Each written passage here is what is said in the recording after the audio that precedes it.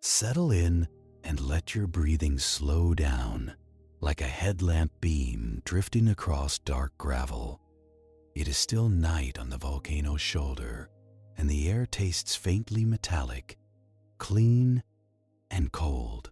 You think a mountain just sits there, quiet and finished, like a sleeping animal. But it is always doing chemistry under your feet, always breathing a little and leaving clues in the wind. Tonight, you are the technician on the gas line, holding small instruments that never get sentimental. In this Sleepless Scientist bedtime shift, you will learn what volcanic breath is made of, how it pools in valleys, and why the most important skill is staying boring, steady, and awake enough to write it down. You arrive before sunrise because the mountain does not care about your schedule. It will exhale whether you are here or not. The gravel under your boots is sharp and dry and a little too loud in the stillness. Your headlamp cuts a narrow cone through the dark, and everything outside it pretends to not exist. Somewhere above, the crater is a darker shape against darker sky. Somewhere beside it, a plume is rising patiently, like someone boiling water and forgetting about it.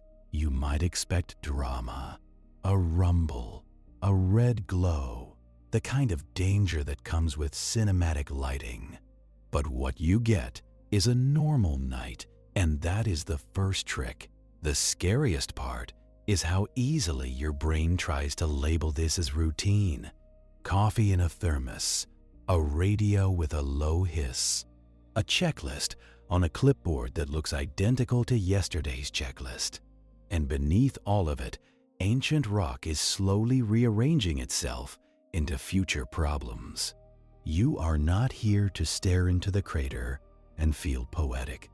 You are here to measure invisible molecules and write down what they are doing. That is the job. You are a translator for a mountain that speaks in trace gases. And the mountain is not angry or kind or even particularly interested in you. It is simply busy. You walk to a small station, a metal box anchored into volcanic rock. The station looks unimpressive, which is a polite way of saying it looks like it could be stolen by bored teenagers. Inside are tubes and fittings and a sensor that costs more than your car. You open it carefully because your hands are warm and the air is not. Plastic stiffens in cold. Metal bites skin if you grab it too long. Your gloves make you clumsy, but bare fingers make you reckless. You learn to do everything slowly, and that slowness is a kind of safety. The plume is not a single thing. It is not one ghostly ribbon that always rises neatly into the sky.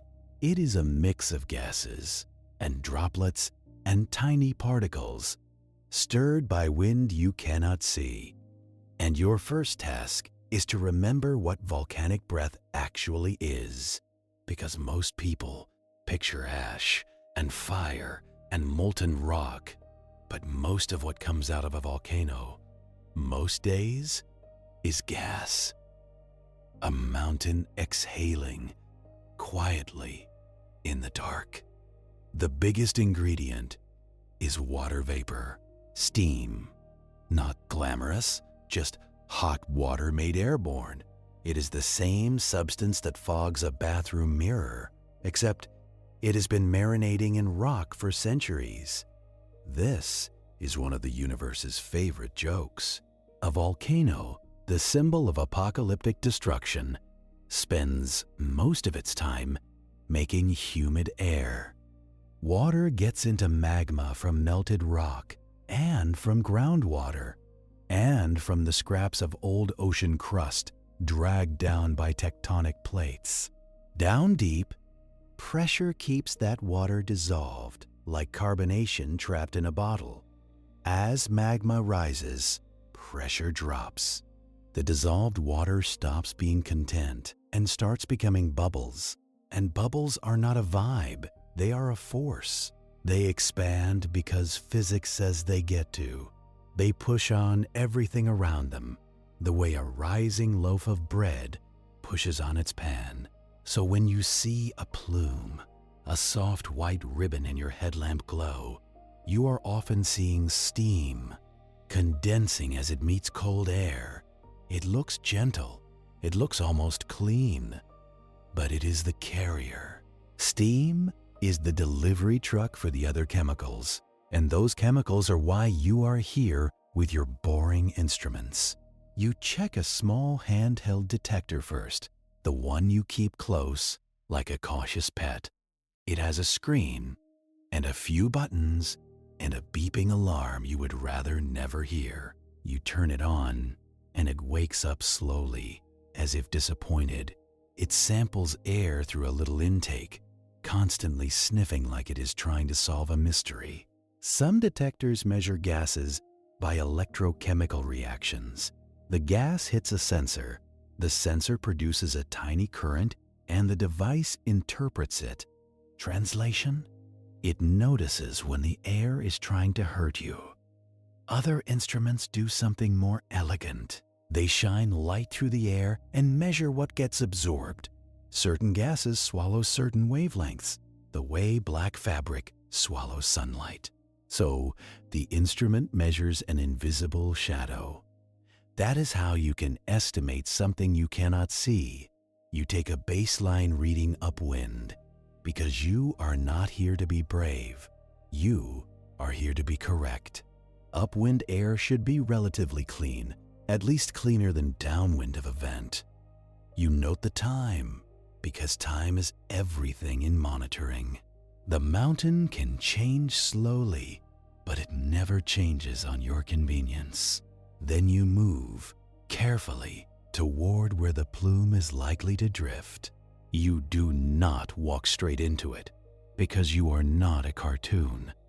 You approach like someone checking whether a stove is hot, with respect and reluctance. The ground is uneven here. Old lava flows have cooled into rough ropes and broken plates. Each step is a small negotiation between your boot tread and sharp volcanic rock. You might think the hazard is falling into the crater. That is dramatic, and it would certainly end your shift. But the hazard you actually manage, night after night, is gas moving like water. And like water, it flows downhill when it is heavier than the surrounding air. One of the quiet villains is carbon dioxide, CO2. It has no smell, it does not announce itself with any courtesy. It is also heavier than normal air, which means it can pool in low places. A ditch, a depression, a hollow between boulders can become an invisible puddle. If you kneel in it, you put your face right where the bad air collects. Congratulations. You have found a way to faint while doing paperwork. Carbon dioxide is produced when magma releases dissolved carbon compounds. It can also come from heating limestone or other carbon-rich rocks underground. The exact pathways vary by volcano, because each mountain has its own plumbing. But the pattern is familiar. CO2 often increases when magma is rising because it comes out of solution at higher pressures than water does, meaning it can show up early. It is not a perfect alarm, but it is a useful whisper. On some volcanoes, carbon dioxide can seep from the ground in broad areas, not just at a neat vent. It can turn a meadow into a trap. Animals have been found dead near such seeps, not because the volcano was exploding, but because the air at ground level was quietly unbreathable. It is one of those facts that sounds exaggerated until you remember that respiration is chemistry, not courage. Your lungs do not care how tough you are. They care about partial pressure, and diffusion gradients, and the basic deal of oxygen in, carbon dioxide out. If the outside air is already full of carbon dioxide, your body cannot dump its own. So your blood gets acidic. Your brain gets sleepy in the worst way. Not cozy sleepy, just deprived. Your limbs get heavy. You make bad decisions. And then you stop making decisions at all. So, you watch the terrain. You learn to read the landscape like a slow-moving map of airflow. A shallow valley can be a channel. A crater rim can be a wall that makes turbulence. A line of trees can mark where wind usually breaks. Like a permanent annotation, you glance at the little streamer tied to a pole near the station. A simple strip of fabric. It is the cheapest instrument you have, and sometimes the most honest. Tonight, it barely moves. Still air. Still air is not peaceful here. Still air is how heavy gases settle in.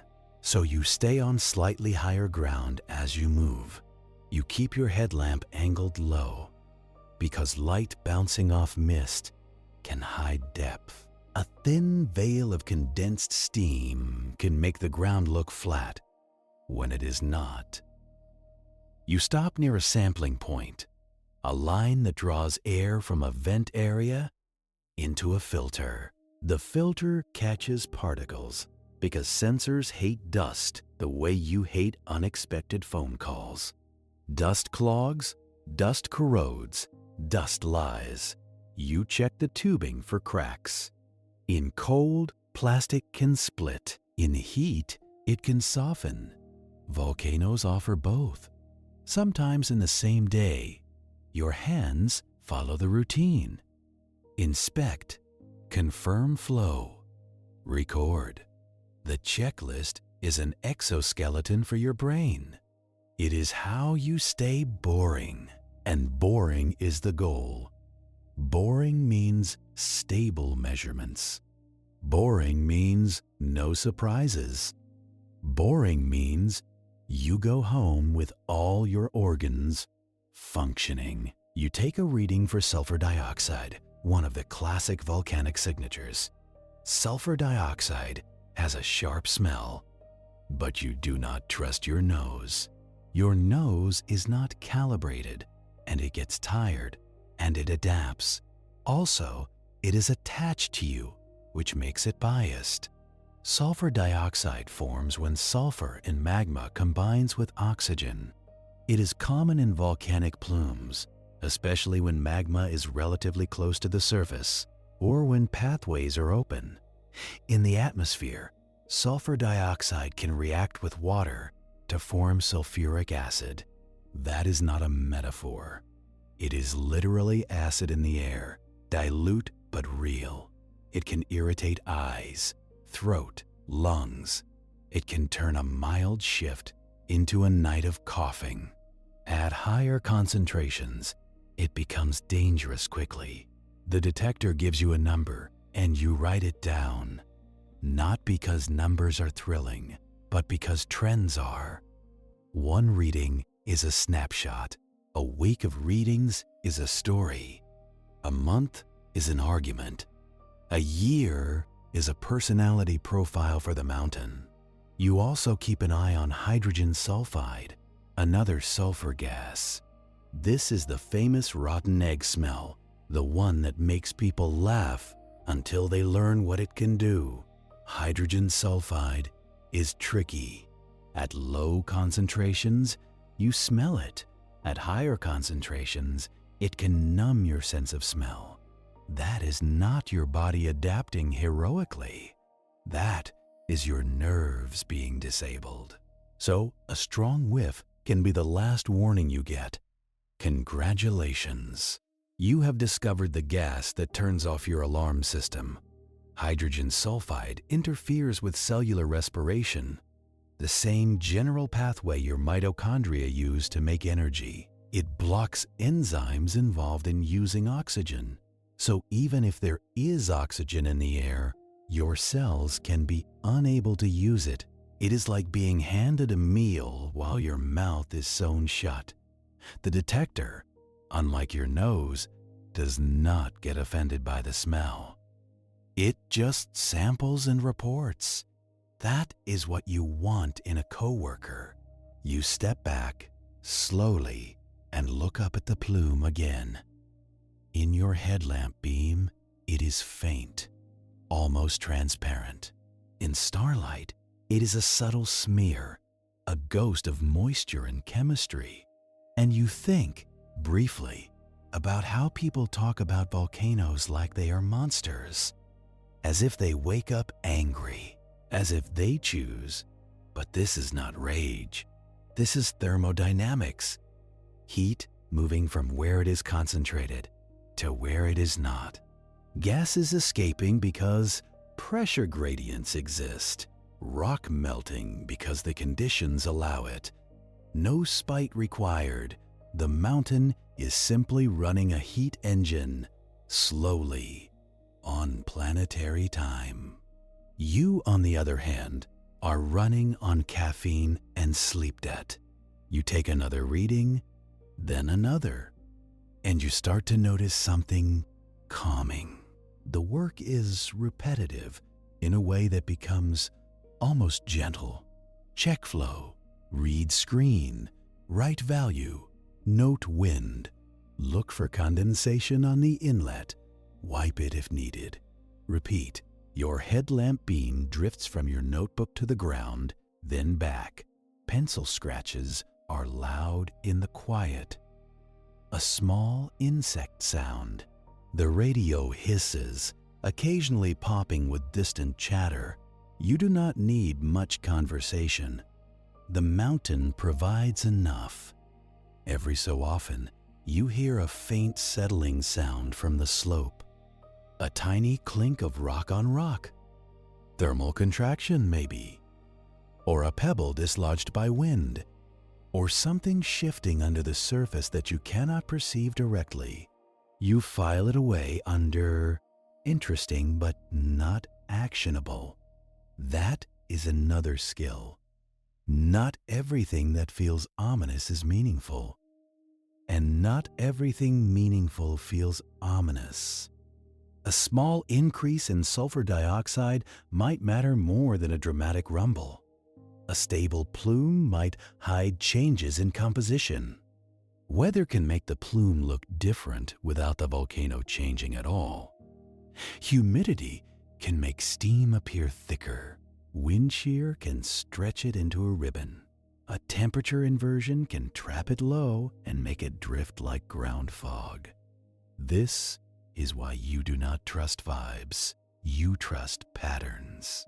And you trust the boring discipline of writing everything down. You check the station battery, because batteries matter more than bravery. A dead battery turns science into guessing. And guessing is how people become cautionary tales. The cold drains power faster. So you keep spares warm in an inner pocket, close to your body, your own heat, repurposed, like a small mammal trick. You swap a battery pack with careful fingers. The click of the latch is satisfying. The sound of something being secured. The instrument steadies, screen brightening. A tiny comfort, like hearing a door lock in a storm.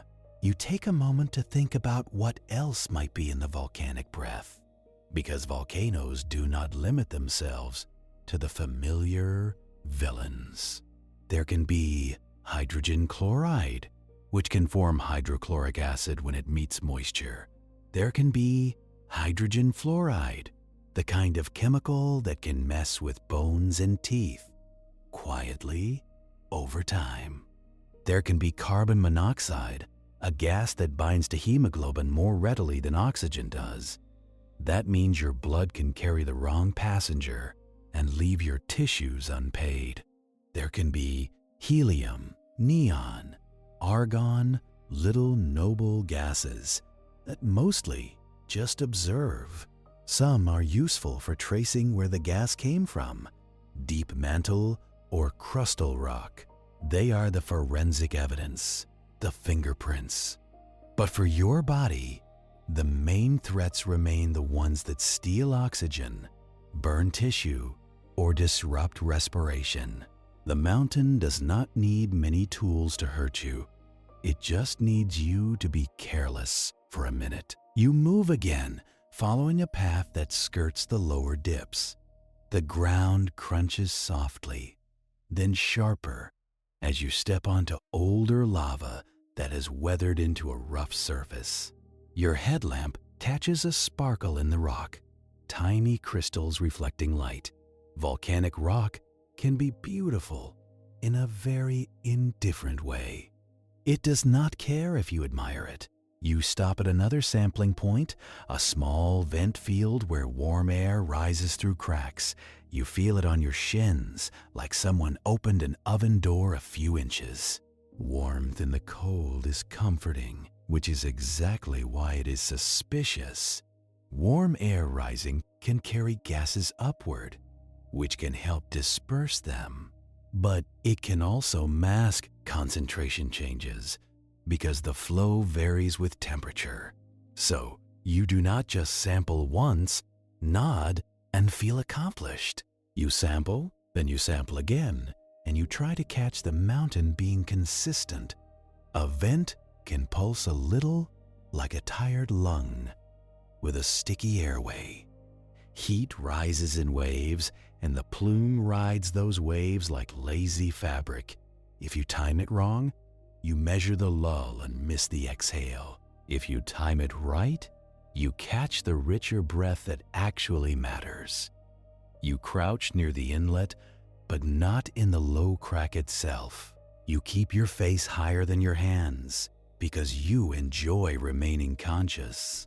The detector's pump whirs softly, a small electric mosquito sound. The screen flickers through its numbers, unbothered by the night. This is where fieldwork teaches you humility in a very practical way. You are not controlling the experiment, you are visiting it. The volcano runs the schedule. You just take notes like a polite witness. You angle your headlamp toward the streamer again. It gives a tiny twitch, then goes still, like it forgot its job. That tells you the plume may not lift cleanly tonight. It may smear sideways, then sink, then collect in places that look harmless. And you start noticing the land around you as if it is made of invisible channels.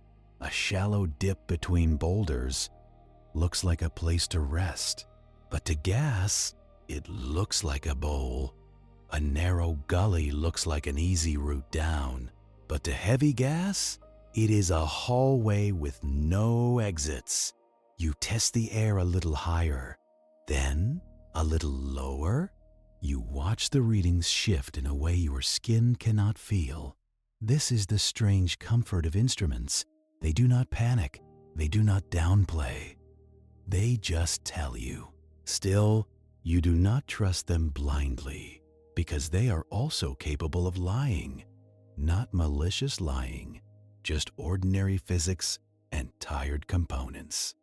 Sensors drift with time, like a person slowly forgetting a song. Humidity can confuse them. Dust can coat them. Temperature can nudge them. So you keep the ritual, the boring discipline that saves you from improvisation. You pull out a small calibration cap and a cylinder that feels too heavy. It is pressurized gas, a known mixture, the truth in a metal bottle. You attach it carefully because cross-threading is a kind of self-sabotage. Then you let the gas flow, slow and controlled.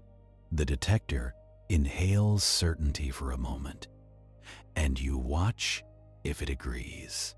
If it reads close to what it should, you keep working. If it does not, you do not argue with it. You correct it because the mountain will not stop being dangerous. To spare your pride, you log the calibration in your notebook. Time, temperature, wind, instrument serial number, tiny details that feel excessive. Later, those details become the difference between signal and embarrassment. You would be amazed how often the most dramatic story is just a bad battery. And speaking of batteries, you check the voltage again. Cold nights chew through power like a bored animal. A screen that dims is not a mood, it is a warning. You swap another pack if you need to, even if it feels wasteful. The mountain is not impressed by thrift. Once you have the sensor behaving, you return to the vent field. The ground here is a patchwork of textures: sharp clinker, smooth ropey lava, loose cinders. Each surface tells you a different cooling story. Each story ends the same way. With rock that wants to break your ankle, you step with a measured rhythm. Heel, toe, test, commit. You can hear your boots scrape, and it sounds loud in the thin air. Not thin like high altitude, just thin like a place that does not absorb sound. There are no soft things here, no moss, no soil, no forgiveness. A volcano's flanks are built out of yesterday's mess, and you are walking across it at night because science loves a challenge. You take another set of readings, and you notice a faint bite in your throat. It is subtle, easy to blame on cold air, but you do not dismiss it. Sulfur dioxide can do that. A small, scratchy reminder. At low levels, it irritates. At higher levels, it punishes. In moist air, it can become sulfuric acid droplets, tiny enough to inhale. The sensation is like breathing through a paper towel someone dabbed in vinegar. Not dramatic, just persistent, like an annoying thought. You shift upwind again, and the bite fades. That is the landscape, speaking through your nervous system. Your body is a sensor too, just one with terrible documentation. You write down the wind direction, even if it feels like guessing. You note the cloud cover, because radiation cooling matters at night. Clear skies let the ground lose heat fast. That can create cooler air near the surface and warmer air above. A temperature inversion, a simple layering that turns dispersion into trapping. Gases that want to rise may flatten, spread, then sink. You have seen it happen. A plume pressed down like a hand on smoke. It looks calm, almost gentle, and that is the dangerous part. In the wrong terrain, it can create invisible puddles again. You keep moving along the ridge rather than dropping into the bowl. You pick your route like you are avoiding bad memories. This is not heroism. It is basic risk management. You do not fight the volcano. You negotiate with it. And the terms of negotiation are boring procedures and good footing. When you reach the next station, it is quieter here. The vent is smaller, more like a warm crack than an opening. The air smells faintly of matches, then fades, then returns. That on and off smell is not imaginary. It is turbulence, eddies of air rolling past your face. Volcanic gas mixes with ambient air in a messy way. The composition changes across a few steps. So you take a transect, a slow line of measurements. You sample here, then 1 meter away, then again. You are mapping an invisible cloud with a patient little box. The readings make a small pattern. Not a clear answer, but a hint, of where the plume hugs the ground. This is how field science often feels. You do not get clean graphs in real time. You get hints and you gather them like spare change. Back at the lab, someone will make a plot. Out here, you collect the raw material and try not to inhale it. You glance up at the crater rim again. It is still just a shape, a darker cut in the sky. No glow, no ash, no cinematic rumble. Just a steady, ordinary exhale that has been happening longer than language. You have to remind yourself what you are actually standing on. Not a mountain in a peaceful sense, a conduit, a plumbing system, a heat leak from the planet's interior. A place where rock behaves like a fluid when it gets hot enough, and that thought, for all its cosmic weight, does not change your next task. Your next task is to write down another number. You pull your notebook closer, shielding it from the faint dampness in the air. Steam condenses on everything, including paper, including your eyelashes. Your pencil still works because pencils are wonderfully indifferent to humidity. Ink can freeze, pens can clog, but graphite just scratches on. You note the time again because time is your axis of reality. Then you mark your location because your memory is not reliable at 4 in the morning. You add a short description: plume low wind variable, mild throat irritation downwind. Those words are not poetry. They are data with a human accent. In the distance, a small rock shifts and clicks. You freeze for a moment, listening. Nothing else follows. No cascade, no rumble. Just one stone settling into a new position. It reminds you how alive the slope is, even when it looks still. Temperature change cracks rock. Small tremors rattle loose debris. Gas pressure nudges grains along. The mountain is always adjusting. And because it is always adjusting, you learn to treat routine like armor. You do not skip steps because you feel fine. You do not assume the plume is the same as yesterday. You do not trust a single reading, even if it looks comforting. Instead, you do the soothing thing again and again. Measure, write, confirm, move. It is almost meditative. If you ignore the part where the air can poison you, your radio crackles softly with a check-in from another team. Someone is monitoring seismic stations farther down the flank. Their voice is low and casual because nobody wants to be the one who sounds nervous. You reply with your own calm report. Gas levels within expected range. Plume behavior low and variable. Instruments calibrated. You keep the words short because radio time is not for storytelling. Then the hiss returns and you are alone with the mountain again. You keep working through the remaining stations. Some are automated, pulling air continuously through tubing. Others are manual points where you take spot measurements. Each one is a small conversation with the volcano's breath.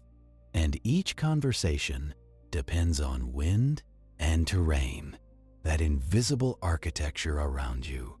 You step around a shallow depression that looks innocent, the kind of place rainwater might collect in a different world. Here, it is a gas collector, a place where heavy molecules can settle. Carbon dioxide does not swirl dramatically. It just accumulates, quietly, like dust under a bed. If you were careless, you could kneel there and feel sleepy. Not sleepy in the cozy way, sleepy in the chemical way. The kind of sleep that does not come with dreams. So you stay upright and You keep your sampling inlet at chest height. You let the machine sniff the low air, not your lungs. The device beeps once, a mild warning, then steadies. You shift position, and the beep stops. The invisible puddle was real, just localized. That is the lesson the terrain keeps teaching. Danger here is often patchy. A step to the left is fine. A step to the right is not. You mark it in your notes. Low area shows elevated CO2. This is the kind of thing that matters for safety planning. It also matters for understanding how the volcano is degassing. Gas escaping through soil can tell you about pathways underground. Sometimes it increases before other signals do. Sometimes it is just the mountain's normal leakiness. Volcanoes are rarely sealed systems. They are cracked, fractured, permeable. Even cold rock has pores and faults and old conduits.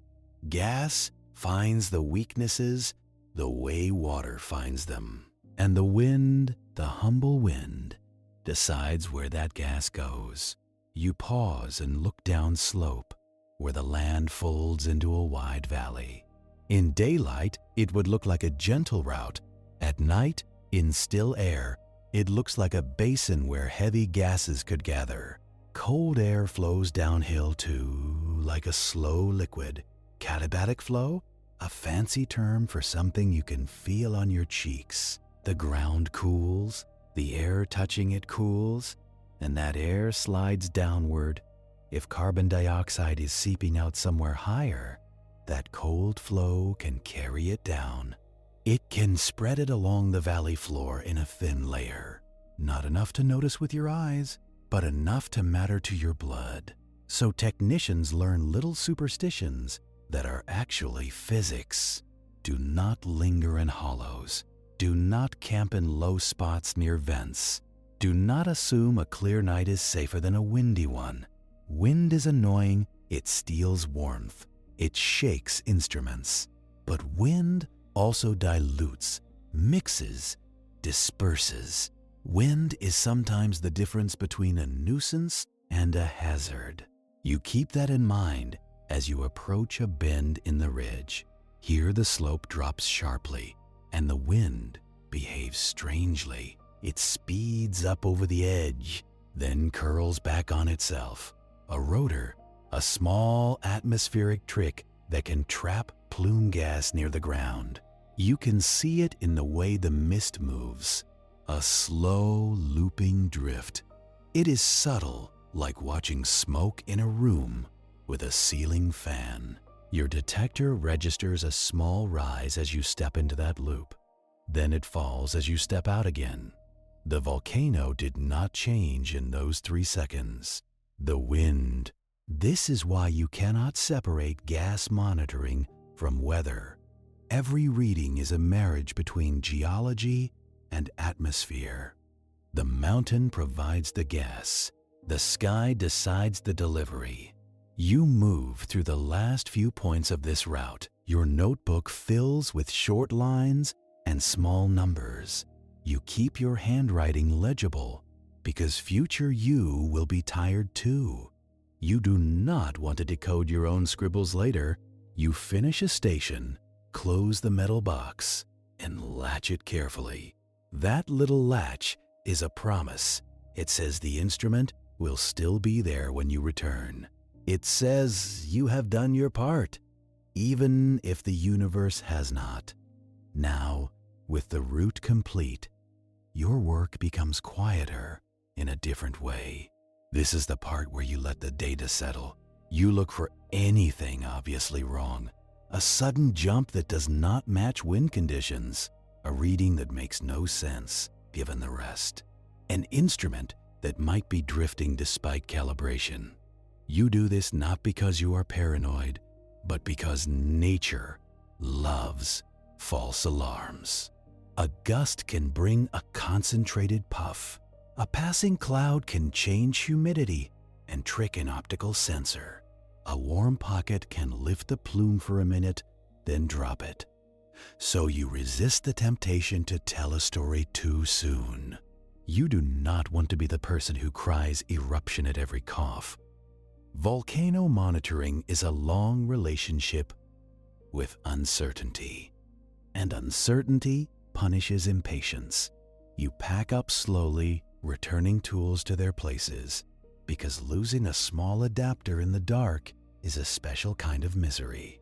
You double-check your kit, then headlamp spare batteries, calibration cap, filters, notebook, pencil, the checklist, again saving you from your own optimism. You start to walk back toward the main station. The plume is still there, a pale suggestion against the sky. You can almost pretend it is just fog if you want to lie to yourself. But you know the difference between harmless fog and volcanic breath. Fog is water condensed from air. This steam has been filtered through hot rock and dissolved minerals. It carries the mountain's underground signature. And as you walk, you keep noticing how the land shapes that signature. A ridge lifts the plume, a hollow collects it, a cliff edge tumbles it. Invisible furniture, arranged by topography. You are learning the room by bumping into it carefully. By now, the horizon is beginning to lighten. Not sunrise yet, just that faint thinning of black into deep blue. The mountain looks the same, but the world feels less sealed. Your shift is not over, but the night's tightness loosens, and you realize that most of your survival out here has not been about strength. It has been about noticing small things. A streamer barely moving, a reading rising near a dip, a throat sting that fades when you step upwind, the quiet physics of gases behaving like fluids. Speaking of fluids, you find yourself thinking about the tools again, because your senses are helpful, but they are also easy to fool. To avoid trusting your body too much, you bring tiny machines that can sense what you cannot. And the longer you work, the more those machines feel like co-workers with personalities. Some are reliable and boring. Some are temperamental and need constant reassurance. You reach the main station and open the box again. Inside, the tubing is neatly arranged, like a small mechanical nest. This station does continuous sampling, pulling air at a steady rate. A small pump does the work, hour after hour, with no applause. The sample passes through a drying system sometimes, because water vapor can overwhelm sensors. Water is everywhere in volcanic gas, and it loves to interfere. It condenses, it corrodes, it carries acids, it clogs filters. It is the most common component and the most annoying. So you manage it with traps and drains and careful materials. Some stations use heated lines to prevent condensation. Others rely on desiccants, materials that absorb water like a sponge. Those desiccants get saturated, and then they become decorative. So you check them and replace them when needed. You do it gently, because cracking a fitting in the field is how you lose hours, and losing hours is how you miss a trend. A lot of gas monitoring is really trend monitoring, not because you expect an explosion every week, but because you want early warning. A rise in sulfur dioxide can indicate fresh magma degassing.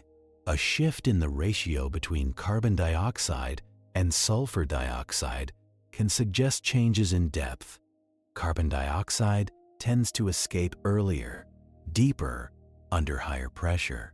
Sulfur dioxide becomes more prominent when magma is shallower and pathways are open. So the ratio can be a clue, not a prophecy, just a clue. You treat it like a weather forecast, useful, imperfect, and dangerous when misunderstood. Some teams also measure helium isotopes, especially helium-3 compared to helium-4. Helium-3 is more associated with a mantle. Deep sources. Helium-4 is produced in the crust by radioactive decay. So that ratio can hint at where gases are coming from. But those measurements are not usually done with your handheld meter.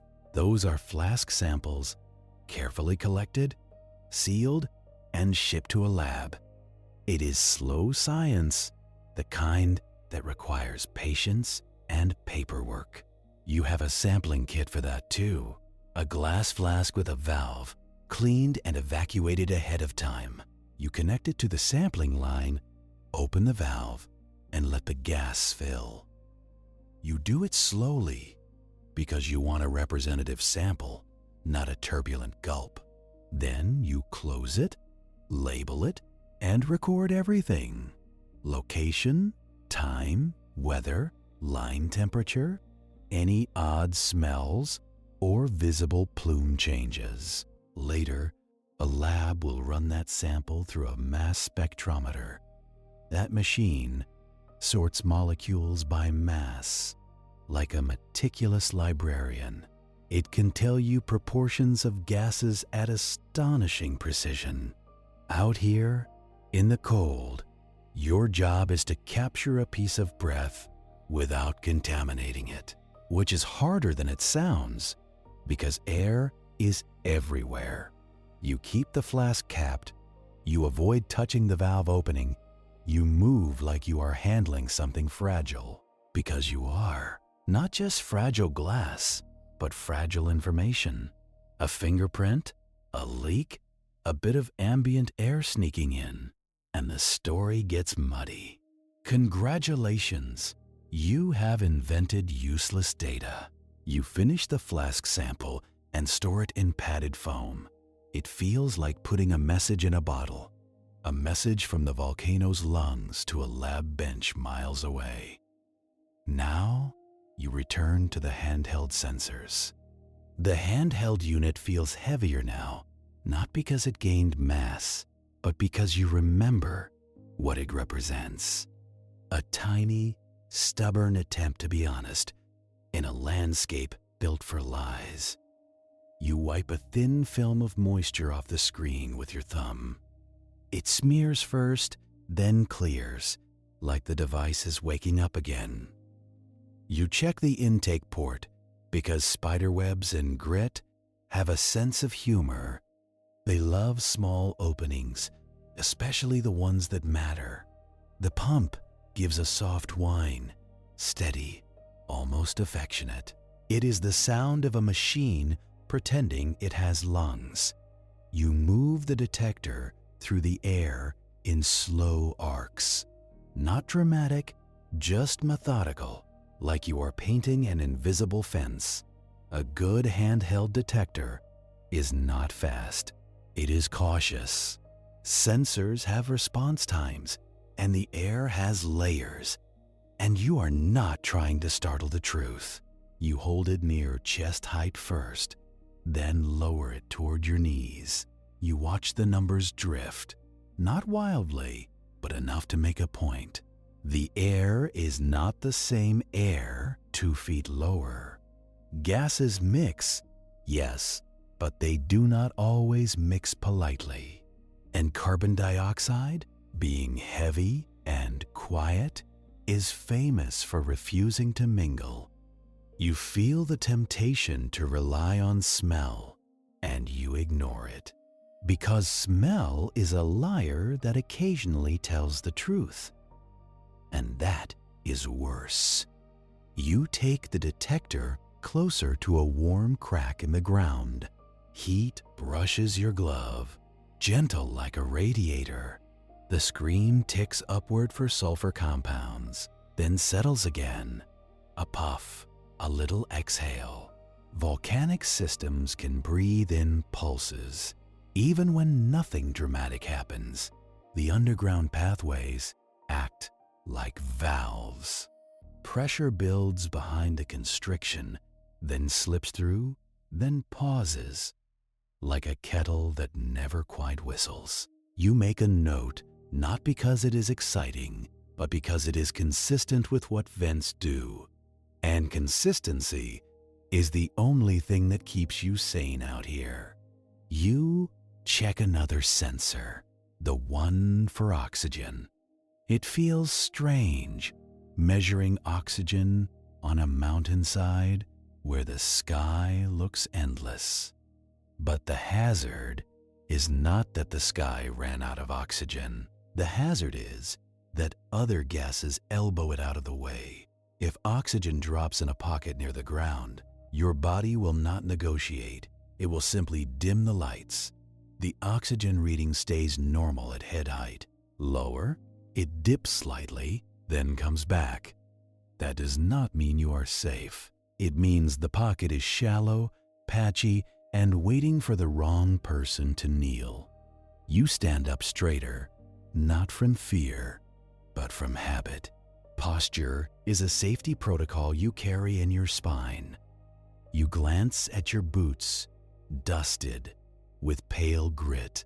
Volcanic landscapes are young, geologically speaking, and rude, physically speaking. The grains are sharp, angular, and eager to find seams in fabric. They grind into zippers. They chew on hose fittings. They turn smooth metal threads into tired, gritty spirals. So you inspect the connectors again, finger tight, then a gentle nudge with a tool. Not too much. Over-tightening is just another way to create a failure.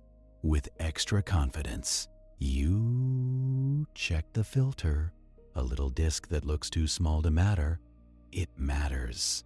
A clogged filter makes the pump strain, the flow drop, and the readings lag behind reality.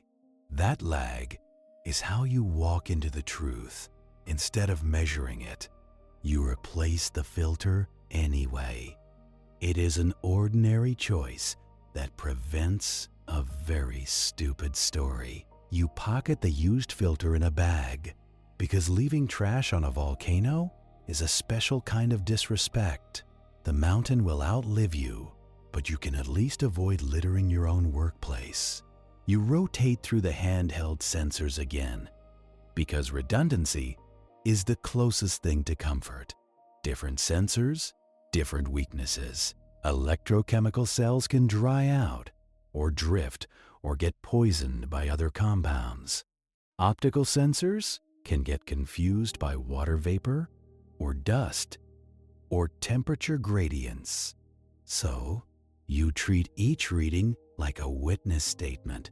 Useful, biased, needing corroboration. You look for agreement. Not perfect, just close enough to trust the story. You walk a slow line along the ridge, scanning as you go. This is where the job becomes less like lab work and more like being a careful animal. You are using tools, yes, but you are also using pattern recognition, terrain, wind, heat, a faint taste that appears, then vanishes. You do not chase the taste. You chase the conditions that produced it. Your headlamp beam is less necessary now, as dawn thickens the sky. The crater edge sharpens into a clearer silhouette. The plume becomes more visible, not larger, just less hidden.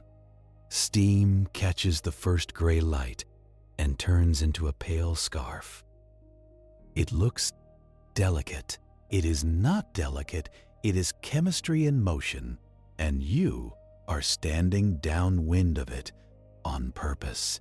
You keep the detector upwind, then downwind again, making a small comparison.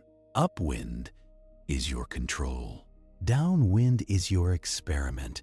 You feel mildly ridiculous doing this dance with the wind, but the mountain is indifferent, and that helps. You are allowed to be ridiculous as long as you are consistent. The handheld gives a short chirp, then stops, a warning threshold, flirted with, then abandoned. You do not panic. You do not dismiss it. You annotate it. Time, location, wind behavior, sensor channel, the kind of detail that makes future you grateful. Because later, when someone asks whether there was a trend, you will not have to rely on memory. Memory is a warm fog that edits out inconvenience.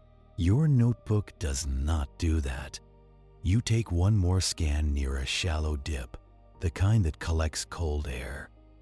The carbon dioxide reading rises again, modest but clear. You step out and it drops. The invisible puddle is still there. The terrain keeps its secrets, and you keep your distance. You think, briefly, about the older stories. Not myths, not poetry, just the historical record of people learning this the hard way. At Lake Nyos, in Cameroon, in the 1980s, carbon dioxide stored in deep water released suddenly. A limnic eruption, a gas burp from a lake. The gas poured downhill in the night, heavier than air, moving like a silent flood. It displaced oxygen in villages. People fell asleep and did not wake up. No lava, no ash, no warning smell. Just a basic rule of physics, weaponized by geography.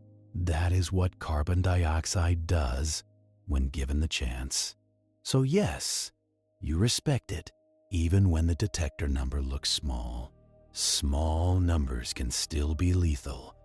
In the wrong pocket, at the wrong height, for the wrong duration. And the wrong duration is often just a few breaths. You pack the handheld unit carefully, not because it is delicate, but because you are tired. Tired hands drop things. Tired minds forget steps. So, you slow down. You cap the intake. You check the battery indicator again. You stow it in the same pocket every time. Because consistency prevents scavenger hunts in the dark. You glance back at the stations once more. Metal boxes on rock, tubing tucked away, latches secured. The gear looks calm now, as if it has always been part of the landscape. That is another trick. Human technology starts to look natural if you leave it long enough. But it is still a foreign body here, and the volcano will corrode it patiently. Acidic aerosols, moisture, and grit are excellent at turning expensive equipment into regret. That is why you baby the sensors, not out of affection, out of realism. A lot of field science is just preventing your tools from dying before they can tell you anything. And with the handheld sensors satisfied for now, the most soothing part of the job returns. You open your notebook again. Paper is quiet in your hands. Pencil is reliable. And the act of writing becomes a kind of spell. Time, location, wind, temperature if you have it, plume height, plume direction, visible condensation.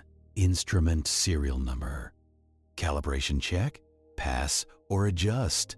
Any alarms, even brief ones. Any bodily symptoms, even mild ones, because you are part of the environment too.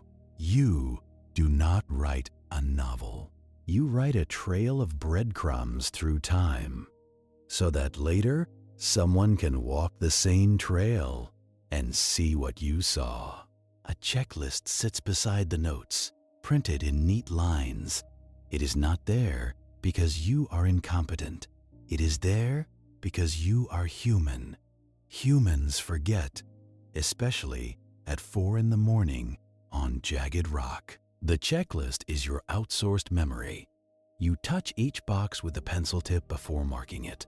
Sample line inspected, filter checked, flow verified, calibration performed, batteries replaced if needed, data recorded, radio check completed, exit route confirmed, weather noted. It is boring. It is supposed to be boring. Boring is a success condition.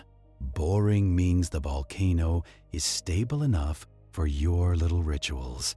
Boring means you are not improvising a rescue plan. You pause to listen because listening is another box. Unofficial but real. There is always sound out here, even when it feels silent. A low whisper of wind over rock. A distant mechanical hum from a station pump.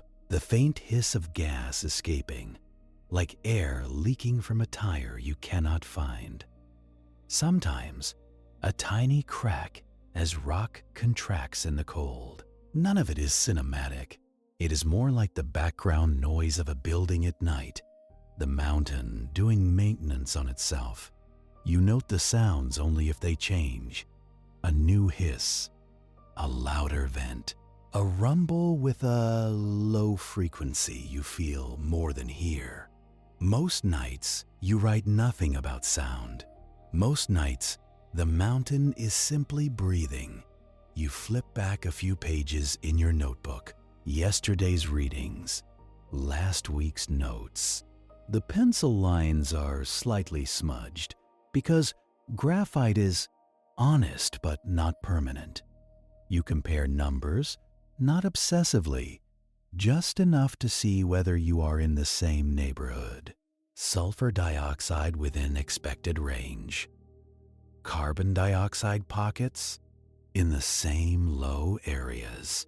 Hydrogen sulfide low enough to be annoying, not high enough to be acutely dangerous. You do not trust a single shift, but you do trust repetition. Repetition is where patterns live. The routine makes you feel strangely protected. Not from the volcano, of course. Nothing protects you from a mountain deciding to rearrange itself violently, but from your own tendency to become casual. The longer you do a job, the more your brain tries to automate it. Automation is efficient. Automation is also how you walk into a ditch full of carbon dioxide while thinking about breakfast. So you keep the rituals strict. You write slowly, even when your hand is cold. You check each entry. You add units where they matter.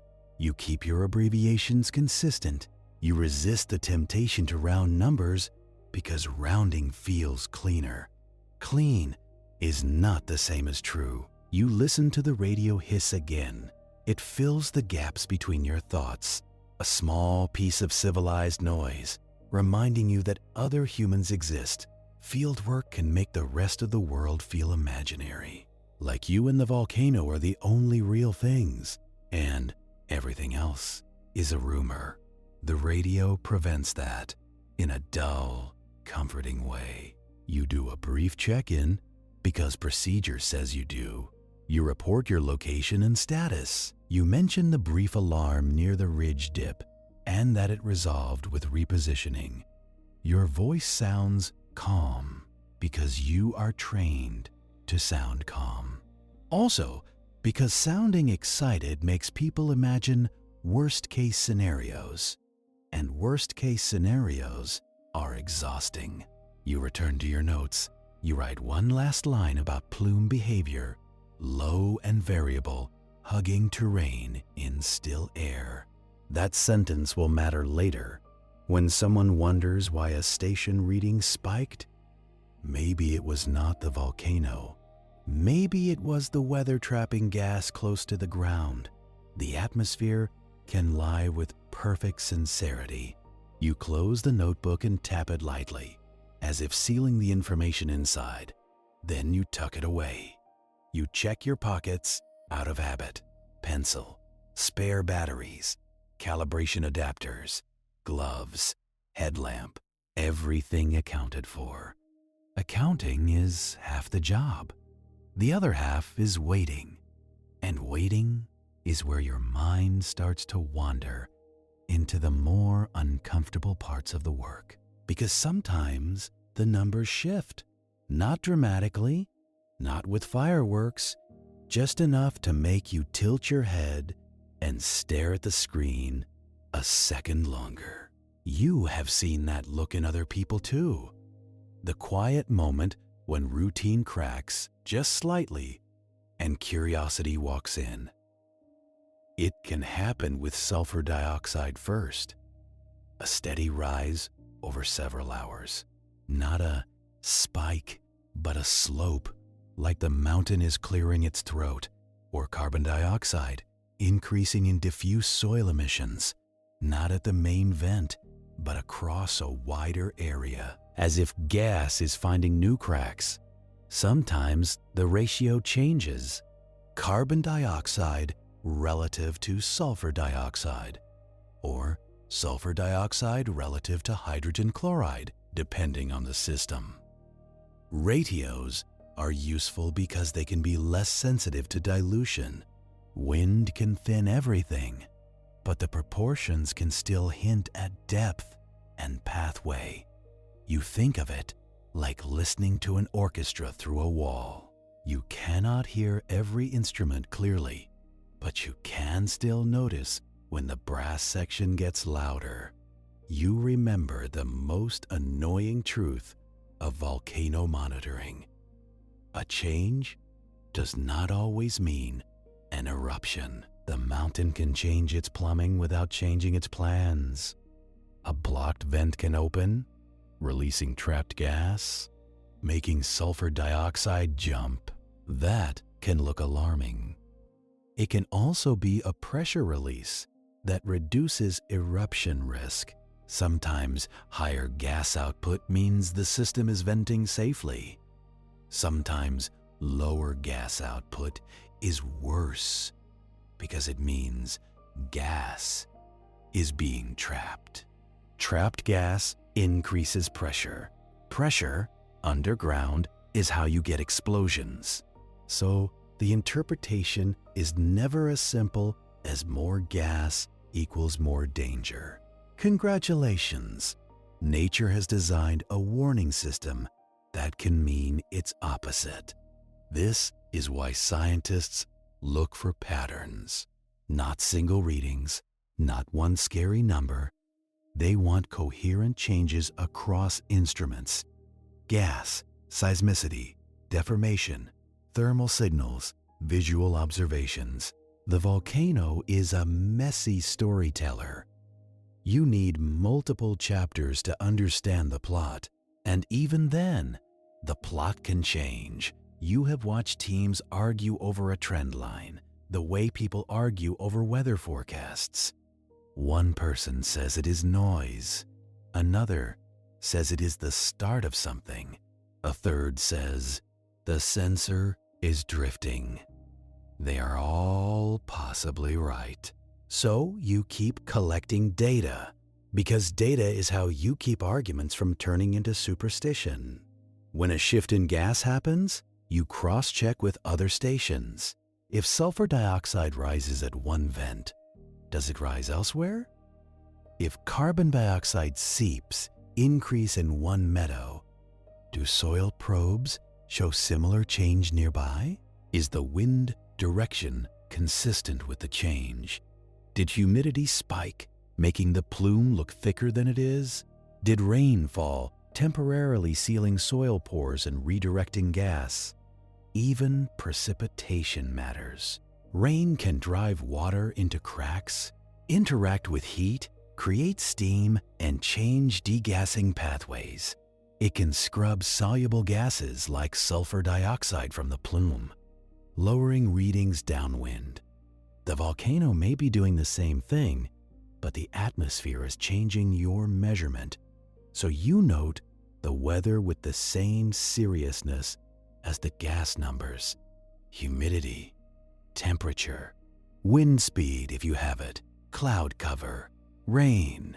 even the time since the last storm, because wet ground and dry ground breathe differently.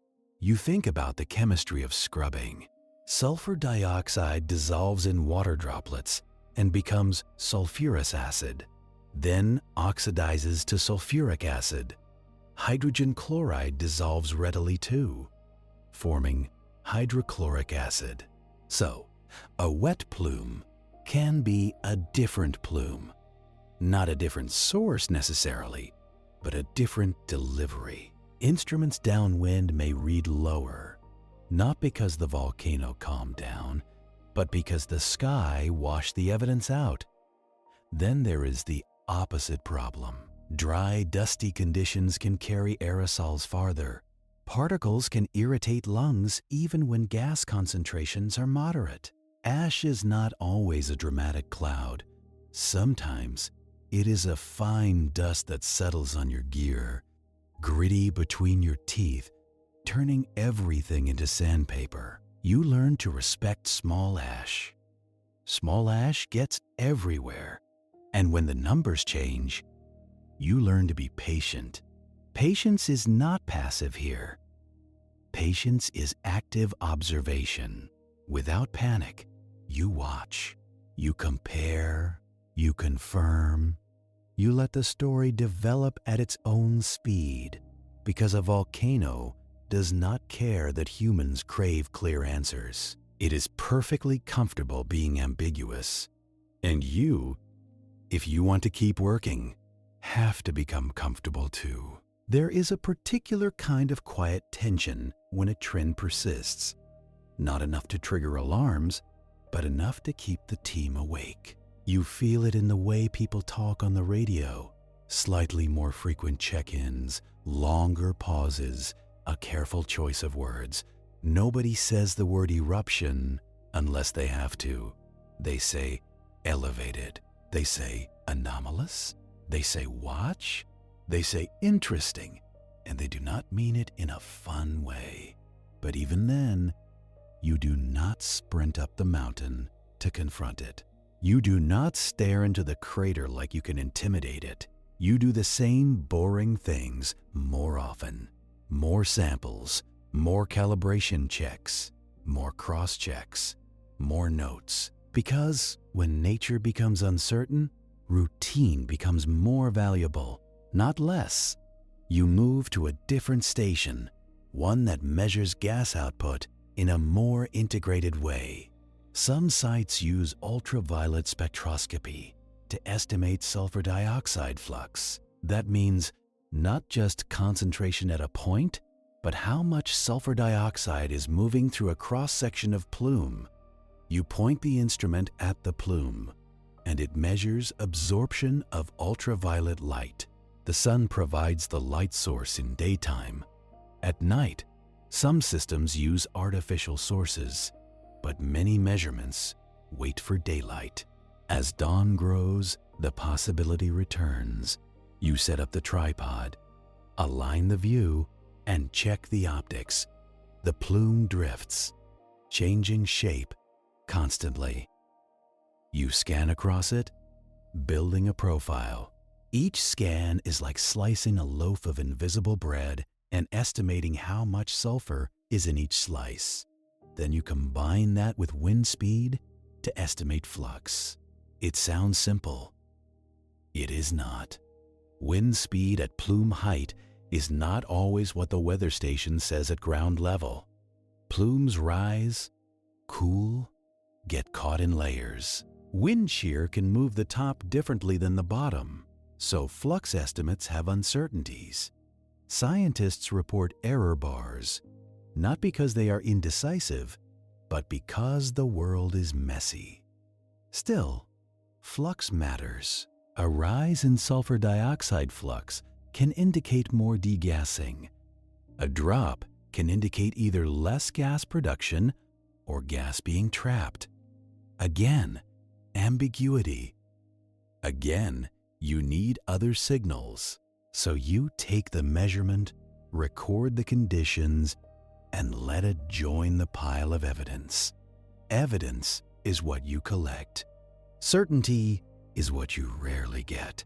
And while you are focused on gas, you remember the other signals, the quiet ones, the ones that do not smell like rotten eggs, tiny earthquakes, the slow stretch of rock.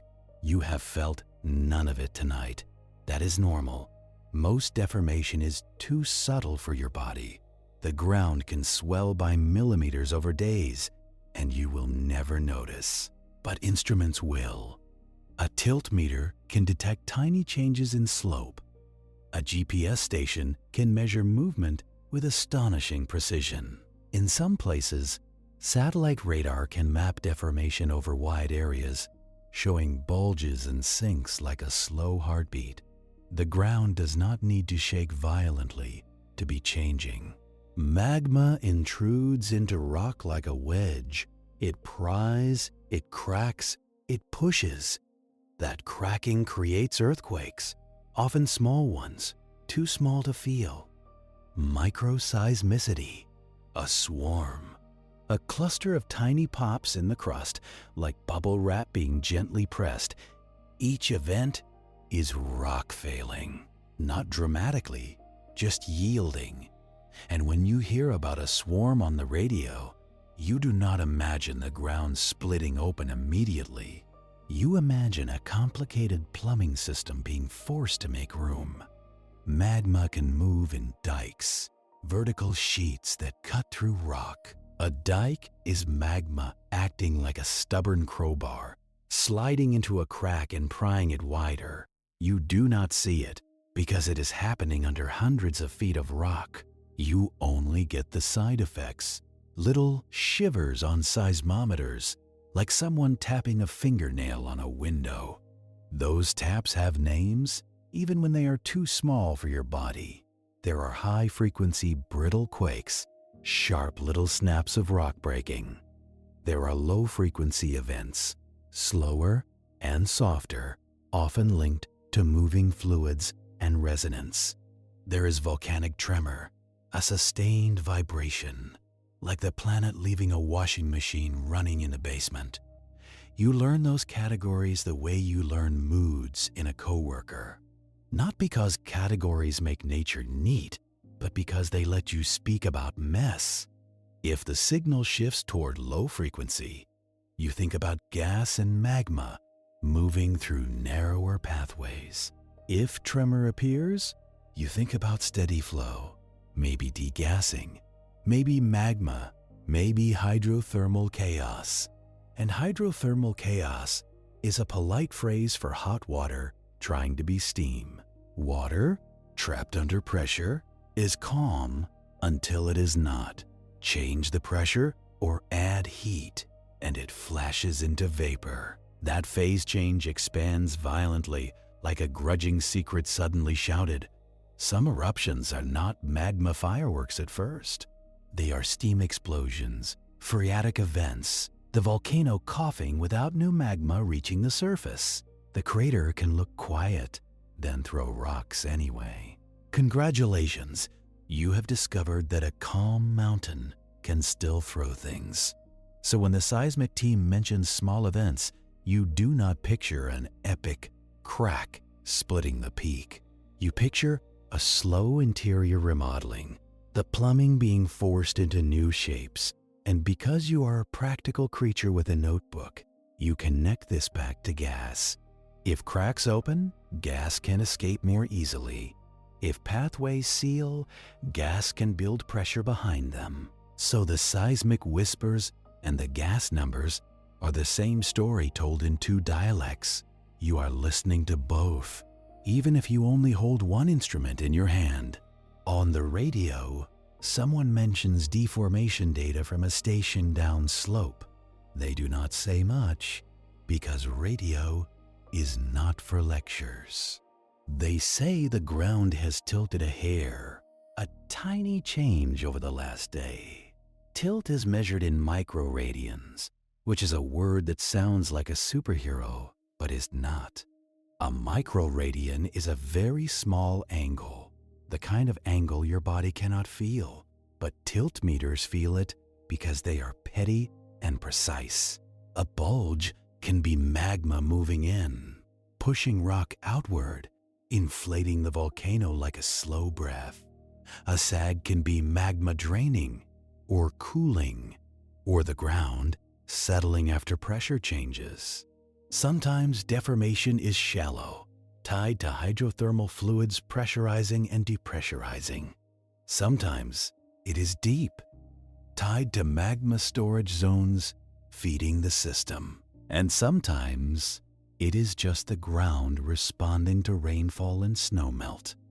Yes, even a volcano can be nudged by weather, because rock is not as rigid as your ego. This is why you cross-check everything. Gas, seismicity, deformation, thermal cameras, even visual observations of new cracks or hotter spots. None of these tools is a single prophecy. Together, they become a cautious conversation, and you are the kind of person who can spend an entire night just collecting syllables. Later, people will ask the big question, is it going to erupt? You will give the honest answer, which is rarely satisfying. We have signals, we have patterns, we have probabilities. We do not have certainty. And the volcano does not sign contracts. Some volcanoes give clear buildup, weeks of quakes, swelling, rising gas. Some volcanoes are rude, going from quiet to explosive quickly. Some volcanoes do nothing dramatic at all and just keep breathing steam like a tired kettle. So you keep doing your job. You measure what you can, you document what you see, and you do not pretend you are in charge. And while you wait for daylight to become fully useful, you think about the deeper engine beneath this place. Because a volcano is not just a local hazard, it is a leak in the planet, a place where Earth shows you its interior budget, heat rising, pressure releasing, materials cycling between deep and shallow. The scale is too large to feel personal, which is part of why it feels unsettling. Your life runs on hours and years. The volcano runs on centuries and millennia, with occasional bursts of impatience. Your shift ends, but the system does not. The plume continues. The sensors keep sniffing. The ground keeps adjusting in tiny ways you will never notice directly. Eventually, your work returns to the most dependable part of field science. You write everything down again because the world forgets quickly. And then, because humans are fragile machines with limited batteries, you hand off the next part. Someone else takes over the watch, or the automated stations do, and your own body, being extremely confident in its needs, reminds you about sleep. But the volcano does not give you a clean boundary between shifts. It does not say, here is the moment where danger stops. So you leave with procedure, not relief. You pack carefully. You check your route down, because the slope is still sharp and the rock is still eager. You watch wind one more time, because a still pocket can wait for you at the wrong turn. You keep your radio on because isolation is romantic in stories and stupid in reality. As you start down, you notice how quickly the crater becomes just another shape behind you. The mountain recedes, but the lessons do not. You have learned to think in invisible layers, air that pools, gas that hugs ground, signals that whisper before anything shouts. And you have learned that the most dramatic thing about volcano work is how boring it must be to be safe. That boredom is not empty.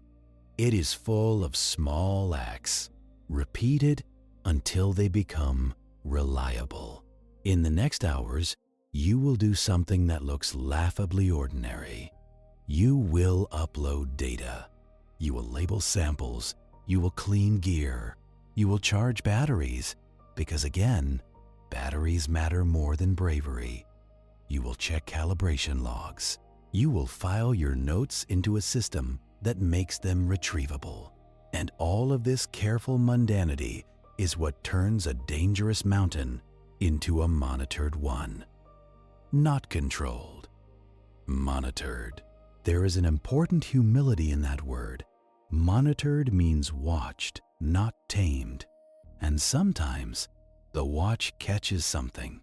Sometimes the numbers drift, then climb. Sometimes the plume grows richer in sulfur, and the UV scans show higher flux. Sometimes seismicity picks up, a swarm becoming persistent. Sometimes deformation trends continue, a slow inflation that refuses to stop. And then the mood changes, not into panic if the team is good, into focus. The checklists do not go away, they tighten. The sampling becomes more frequent. The instruments are checked more often. The interpretations are discussed more carefully. In those moments, you learn another quiet truth. Volcano monitoring is not a single person being brave on a ridge. It is a network. People, stations, satellites, labs, emergency managers. A whole web of cautious attention stretched across a landscape that wants to surprise you. And now, because your mind likes to make associations, you start thinking about the strange fact that most of your job is about gases, not lava, not ash, not even earthquakes, really. It is about air chemistry. In a place where air is usually treated as background, air becomes the main character. Which is funny, because air is invisible until it is not. It is invisible until it burns your throat. It is invisible until it steals oxygen. It is invisible until a detector beeps and your blood remembers it is negotiable. And that thought follows you down slope, because it is not just a volcano thing. Gases shape more of your life than you like to admit. They shape weather, climate, industry, health, and the quiet chemistry of every room you have ever sat in. Volcanoes are just honest about it. They put the gases on display, like a bad open kitchen. So as you walk, boots grinding on cinders, you begin to drift into a softer, broader story. A story about invisible worlds that run your life even when you are far from any crater. A story where the villain is not always sulfur. Sometimes it is carbon dioxide from your own breath, accumulating in a closed space. Sometimes it is carbon monoxide from incomplete combustion, binding to hemoglobin like an uninvited guest. Sometimes it is radon, seeping from rock into basements, a radioactive whisper you never smell. Sometimes it is nitrogen dioxide from traffic, staining urban air with lung irritation. Sometimes it is fine particulate matter, tiny enough to slip deep into alveoli and stay there. You live in gas, always. You are a warm, wet chemical reactor, wrapped in skin, depending on air quality, every second. The volcano is a dramatic reminder of that dependency. But the dependency is not dramatic in daily life. It is quiet, like a background hum you only notice when it stops. Down the path, the air warms slightly, and you smell wet soil from a lower elevation. It feels almost domestic compared to the sterile mineral smell near the vents. Your brain tries to relax because warmth and plants feel like safety. But safety is always contextual, and your mind knows it. So you keep the habit of noticing air. You glance at wind, at fog, at how cold air settles in low spots. You notice how your head feels when you walk into a sheltered dip, not because you expect volcanic gas here, but because the habit has formed. Fieldwork rewires you into an animal that pays attention to invisible threats. It is not paranoia, it is training. Back at the operations area, you set gear down with the careful relief of someone taking off a heavy pack. You wipe dust off instrument cases. The dust is not just dirt, it is pulverized rock, sharp enough to ruin seals over time. You plug in chargers, you lay out tubing to dry, because moisture invites corrosion. You download data from a logger, watching a progress bar creep like a tired insect. This is the least cinematic part of volcano work. It is also the part that keeps the whole enterprise real. Because if data never leaves the instrument, it is just decorative numbers. You transfer files, check timestamps, confirm that the station clock did not drift. Clocks drift. Even timekeeping is fragile. A station with a drifting clock can make signals misalign across the network. Then you start thinking, a tremor came before a gas rise, when it actually came after. Congratulations! You have invented a false sequence of cause and effect. So you check time, you check calibration, you check metadata. It is always metadata, the small, boring details that keep interpretation honest. When you finally sit, even briefly, you feel your own fatigue like a weight behind your eyes. You are not heroic. You are a mammal who has been awake in cold air, working with concentration. Your body wants its heat and rest back, but your mind, annoyingly, keeps turning over the system. It imagines magma down deep, moving slowly, rising because it is less dense than solid rock. It imagines crystals suspended in melt, like slush in a machine. It imagines gas dissolved in magma under pressure, waiting. Because magma is not just melted rock. It is a mixture of liquid, crystals, and volatiles, dissolved gases that behave until pressure changes. Volatiles is the polite term. It means the parts that want to become gas: water, carbon dioxide, sulfur species, chlorine, fluorine. They are dissolved like carbonation until they are not. As magma rises, pressure drops, and volatiles exsolve, meaning they come out of solution. Bubbles form. And bubble formation changes everything, because bubbles make magma less dense. Less dense magma rises faster, which drops pressure more, which makes more bubbles. It is feedback, the universe's favorite way to escalate. Sometimes that feedback stays gentle, producing steady degassing and effusive lava flows. Sometimes it becomes violent, fragmenting magma into ash when bubbles expand too fast. Viscosity matters here. Runny basalt lets bubbles escape more easily. Sticky rhyolite traps gas like a bad lid, building pressure until it shatters.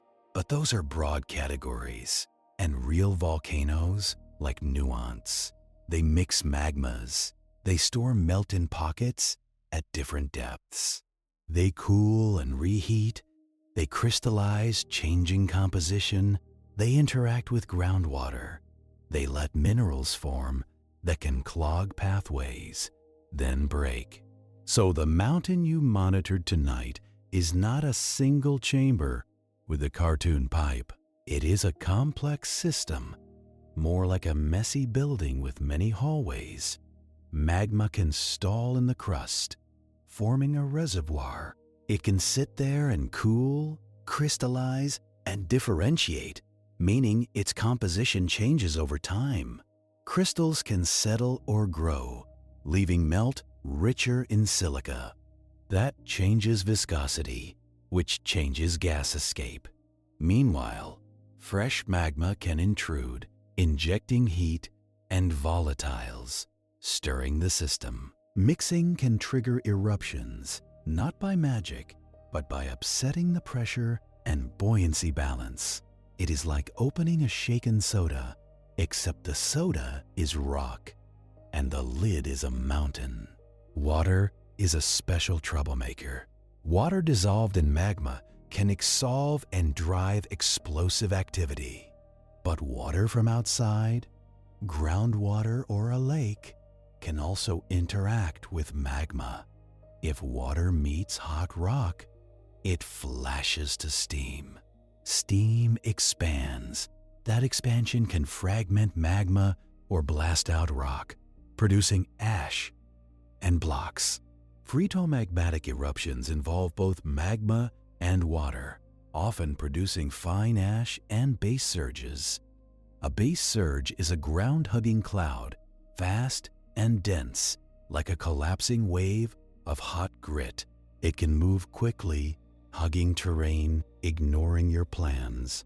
It is one of those hazards that makes you respect the simple truth of topography again.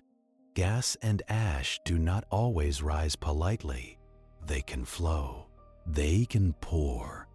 They can fill valleys like liquid, which brings you back again to the theme of invisible furniture.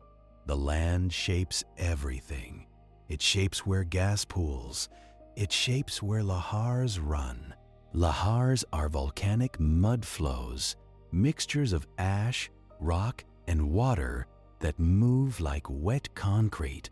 They can be triggered by eruptions melting snow or by heavy rain remobilizing loose ash.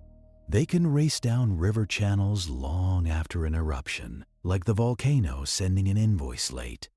But tonight, your focus is still gases, and gases have their own delayed consequences too. Sulfur dioxide in the atmosphere can turn into sulfate aerosols. Those aerosols can reflect sunlight, cooling climate temporarily after large eruptions. The 1991 eruption of Mount Pinatubo did that, lowering global temperatures for a while. A volcano can, briefly, dim the world, but that cooling comes with other atmospheric chemistry, like ozone interactions, and it comes with acid deposition, sulfate falling out as acid rain. So volcanic breath does not stop at the crater. It becomes part of the sky's chemistry, part of the planet's circulation. Even on calm days, volcanic gases can affect local air quality. Communities downwind can have VOG, volcanic smog, a mix of sulfur dioxide and aerosol particles. It irritates lungs, eyes, and throats, especially for people with asthma. It is a slow hazard, not dramatic, but persistent. Monitoring helps warn communities, adjust advisories, and protect vulnerable people. Your little readings, your boring notes, become part of public health, not glamorous, just useful, and usefulness is a quieter kind of meaning. While you are sitting with these thoughts, someone in the office plots your overnight gas readings. The graph is simple. Time on the bottom, concentration on the side. A line that wiggles a little, with small rises, matching wind shifts. Maybe a brief anomaly at that dip you noted. It looks tame, but you know what it represents. A human being walking around in cold air with acid and asphyxiation hazards, trying to make the invisible legible. That tame line is a memory of risk translated into ink. Someone overlays seismic data, tiny events clustered in time. Someone overlays deformation, a gentle tilt trend. They look for correlations because humans love patterns. Sometimes patterns appear and they are meaningful. Sometimes patterns appear and they are coincidence. So they apply statistics, cross-correlation, careful analysis. They ask whether the changes are significant beyond noise. Noise is a big word in volcano monitoring. Noise is wind shaking sensors. Noise is temperature affecting electronics. Noise is rainfall changing soil gas emissions. Noise is human activity, trucks and footsteps creating vibrations. Noise is the world refusing to be a clean experiment. So you build methods to separate signal from noise. You site stations away from roads. You use filters on seismic data. You correct gas data for humidity and temperature when possible. You calibrate. You validate. You repeat. The process is never perfect. It is just better than guessing. And even when it is better than guessing, you still hold uncertainty with both hands, because the consequences of being wrong are not academic. Overwarning can cause unnecessary evacuations, economic damage, distrust. Underwarning can cost lives. So communication becomes part of the science. How to say, "We are concerned," without saying, "It will erupt tomorrow." How to say, "We see changes," without pretending we know the end.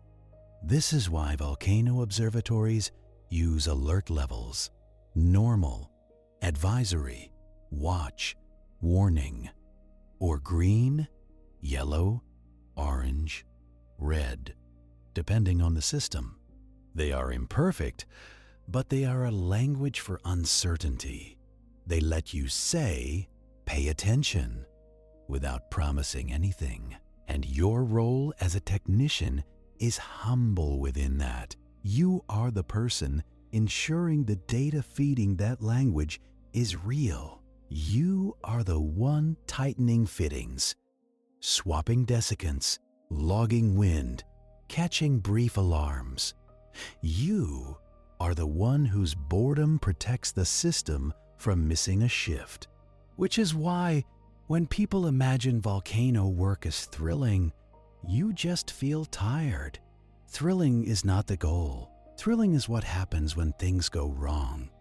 The goal is quiet competence. At some point, the day staff arrives, and you hand over notes. You speak in short summaries because you both know the details are in the log. You mention still air, plume-hugging terrain, localized CO2 pockets. You mention the brief chirp on the handheld. You mention calibration checks. Then you step back and let them take over the watch. Your part is done for now. The volcano continues. And as you finally allow your mind to drift, you notice the strange loop. You spent all night listening to a mountain breathe. Now you return to a human building full of other gases, other breath, other chemistry. The air in here is warmer, heavier with human presence. It smells like dust, plastic, coffee, a faint tang of cleaning chemicals. It is not pure either. It never was. And this is where the association deepens.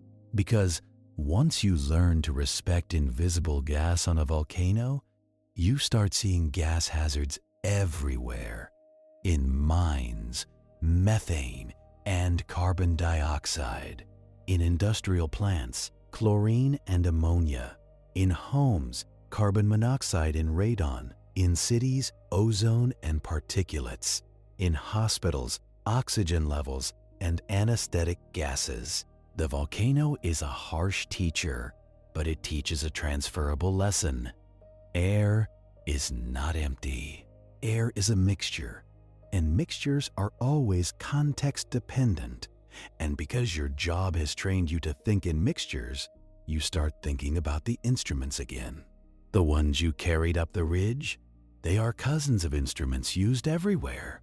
The same basic sensor principles, repurposed, electrochemical cells that oxidize or reduce target gases, infrared absorption sensors for carbon dioxide because CO2 absorbs infrared strongly, photoionization detectors for volatile organic compounds using ultraviolet light to knock electrons loose, catalytic bead sensors for flammable gases measuring heat from oxidation. Each sensor has strengths and weaknesses. Electrochemical sensors can be cross-sensitive. They might respond to more than one gas. They can be poisoned by certain compounds. They can dry out. They can also get saturated, which means they stop responding, while still looking confident. That is the sensor equivalent of nodding politely while understanding nothing. So you learn to bump test them, a quick exposure to a known gas just to see life. A bump test is not a full calibration. It is a pulse check. You expose the inlet to a standard and you watch for a response. If the instrument stays flat, you do not argue with it. You retire it. Because field work is full of small betrayals, and electronics are not exempt. Catalytic sensors, the ones used for flammable gases, have their own melodrama. They rely on a little heated element, coated with catalyst, burning gas gently to make heat. More heat means more signal, like a tiny, controlled campfire inside a box. But if oxygen is low, they can underread, because combustion needs oxygen. If the air is full of sulfur compounds, catalysts can get poisoned. Poisoned is the actual word, and it is as grim as it sounds. The sensor becomes less reactive, duller, less useful, quietly. Optical sensors can be beautifully stable, but they hate dirty optics. A film of dust or condensed water changes the light path, and the reading shifts. You wipe lenses like you are cleaning glasses in a sandstorm. You do it with patience, because scratches are forever. And then there are the sensors that measure not a gas, but a lack of it. Oxygen sensors are often galvanic cells, little chemical batteries that consume oxygen. They slowly use themselves up, which is a charming design if you enjoy planned mortality. Over time, the sensor output drops, and you replace it like a flashlight bulb. Everything in monitoring is a consumable, even the things that feel solid. And because everything drifts, you build your whole workflow around distrust. Not dramatic distrust, just the quiet kind that keeps you alive. You cross-check one instrument against another. You compare a handheld reading to a fixed station. You compare today's baseline to last month's baseline. You keep a calibration log the way sailors kept star charts, not because it is romantic, but because you need a reference frame. And if you are the technician, you become the human glue between these reference frames. You are the one who notices that a sensor always reads slightly high when it is cold. You are the one who remembers that this station gets morning sun and warns earlier. You are the one who knows a certain connector likes to loosen itself with vibration. This is not genius. It is familiarity, earned the hard way. Then, slowly, your brain returns to the shift you just finished. Not the drama of the ridge, but the small pattern in your notes. Still air, low plume, localized pockets, mild irritation downwind. The kind of observations that look boring until they are compared with others. That is why the notebook matters.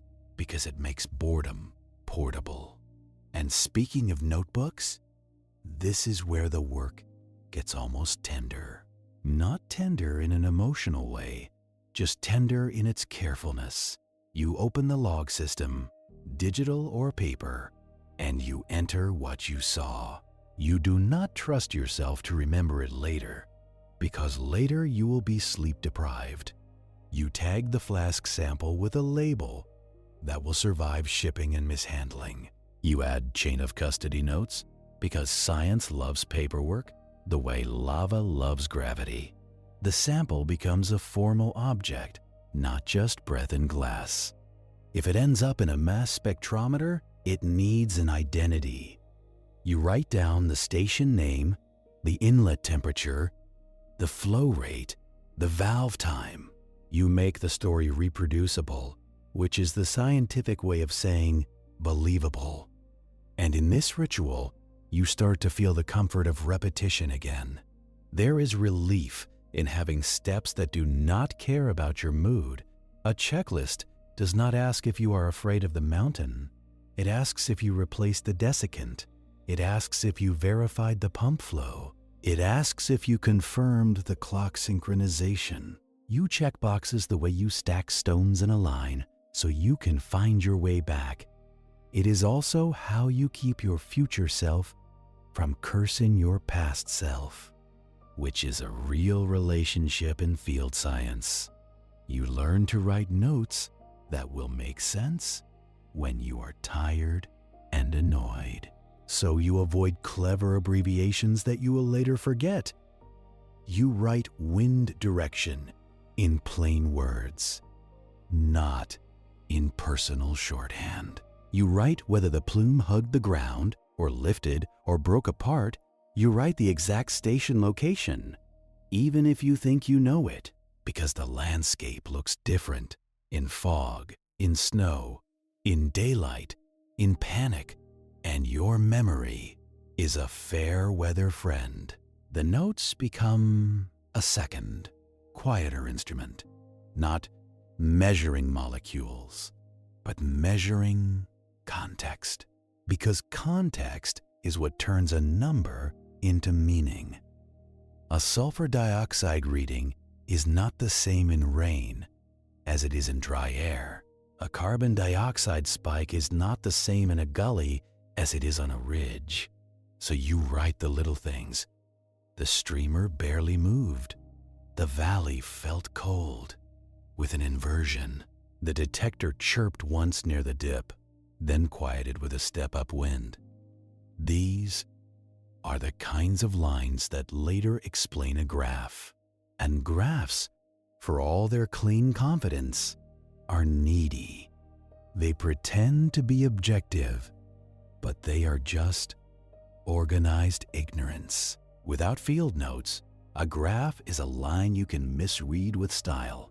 So you anchor the line to the real night, the real terrain, the real air. You also write down the boring mechanical facts, because reality is mechanical.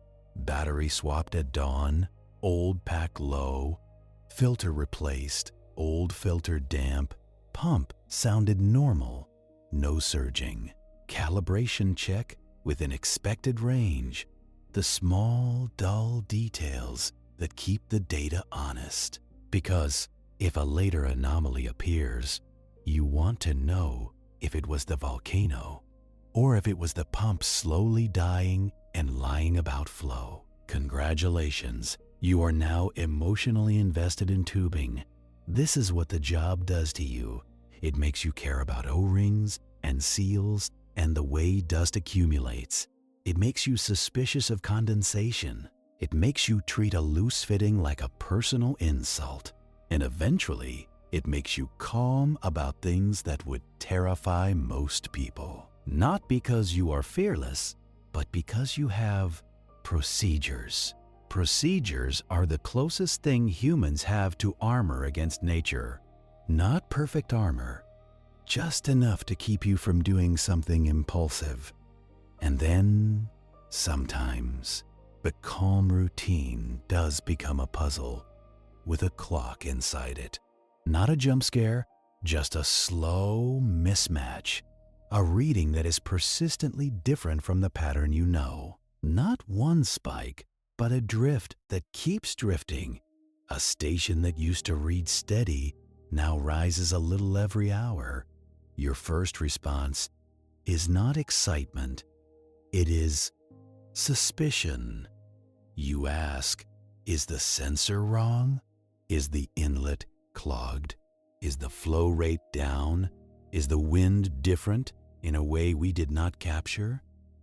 Is there a new source, like a crack opening closer to the station? You do not declare a narrative, you test alternatives. That is the difference between monitoring and storytelling. So, you poll the instrument history. You look at calibration records, last replacement dates, known cross-sensitivities. You compare it to another station, preferably upwind. You ask the seismic team if anything changed overnight. You check deformation trends. If you have access, you look at weather data, especially humidity, because humidity is a notorious mischief maker. Water vapor can interfere directly, and it can also scrub gases from the plume. In wet conditions, soluble gases dissolve into droplets and drop out sooner. That means a downwind sensor might read lower, even if emissions increased. So, if your sensor reads higher in wet conditions, you get curious in a careful way. Is it a real increase, or is the sensor being fooled by water? You might run a quick test with a drying tube, sampling air through a desiccant. If the reading changes dramatically with drying, you have learned something, either about the air or about your instrument's insecurities. And sometimes, after the checking and cross-checking, the change remains. It holds steady across instruments, across methods, across stations. That is when the boring job becomes quietly serious. The mountain is not shouting, but it is altering its breathing rhythm.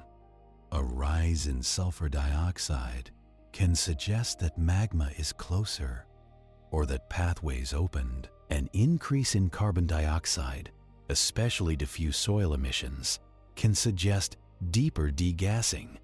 A change in ratios can suggest a shift in source depth or in scrubbing by groundwater. Scrubbing is when gases interact with water and rock and get removed from the rising mixture. For example, sulfur dioxide and hydrogen chloride can dissolve in water. Carbon dioxide is less easily scrubbed in the same way, so it can emerge more consistently. So a rising CO2 to sulfur ratio might mean more scrubbing, or it might mean a deeper gas component increasing. It is rarely one clean interpretation, which is why you keep collecting. You do not want to be the person who panics at the wrong clue. You also do not want to be the person who dismisses the right clue. So you turn the problem into steps, because steps are what you have. More frequent sampling, more frequent calibration checks. Deploy a temporary station in a gap area if you can. Measure soil flux along a transect if that is part of your toolkit. Soil flux measurement is another quiet ritual. You place a chamber on the ground, sealing it to the surface.